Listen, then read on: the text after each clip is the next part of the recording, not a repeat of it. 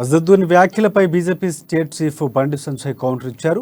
అదొక దారుశల్యంలో కూర్చొని బీరాలు పలకడం కాదని, మీరు దమ్ముంటే తెలంగాణ అంతటా పోటీ చేయాలని ఎంఐఎం చీఫ్కు సవాల్ విసిరారు. ఆయన బీఆర్ఎస్ను సంఖ్యలేసుకొని వస్తారు, కాంగ్రెస్ సహా గుంట నక్కల పార్టీలతో కలిసి పోటీ చేస్తారో చూద్దామన్నారు. బీజేపీ సింహంలా సింగిల్గానే పోటీ చేస్తుందన్నారు ఆయన. మీకు డిపాజిట్లు రాకుండా చేస్తామని బండి సంజయ్ సవాల్ విసిరారు. సొంతంగా బలపడకుండా ఇంకో పార్టీ బలపడాలని కోరుకునే ఎంఐఎం నాయకులు అధికారంలో ఉన్న పార్టీతో అంటకాగుతూ సొంత ఆస్తులు కాపాడుకోగలమే పనిగా పెట్టుకున్నట్లు కూడా మండిపడ్డారు. ముస్లిం సమాజమే ఇక ఎంఐఎం పార్టీని చీత్కరిస్తుందని అన్నారు. ధర్మపురి లక్ష్మీ నారసింహ భగవానికి, సీతారామచంద్ర పవనసుత హనుమానికి, గోపాలకృష్ణ భగవానికి.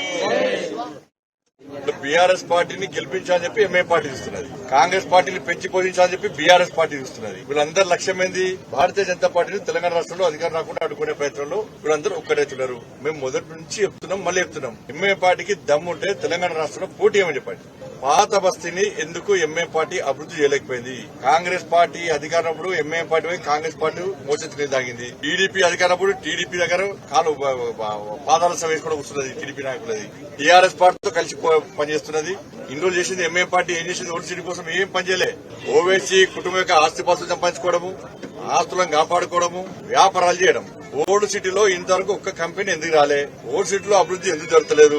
ఓల్డ్ సిటీలో యువకులు పాస్పోర్ట్ ఎందుకు వస్తలేవు? ఓల్డ్ సిటీలో యువతకు ఎందుకు ఉద్యోగాలు వస్తలేవు? ఓల్డ్ సిటీ న్యూ సిటీ ఎందుకు కాలేకపోయింది? ఓల్డ్ సిటీలో ముస్లిం బతుకులు ఎందుకు నాశనం చేశారు? దాని మీద ఎంఐఎం పార్టీ నాయకులు ఫస్ట్ సమాధానం చెప్పాలి. ఏ పార్టీ అధికారుల పార్టీ కొమ్ము కాస్తారు కదా. బీఆర్ఎస్ పార్టీ మీద నీకెంత శ్రద్ధ అర్థం కాదు. నీ దమ్ముంటే పోటీ అయ్యి డిఫైట్ రాదు నీకు. కర్ణాటకలో అందరూ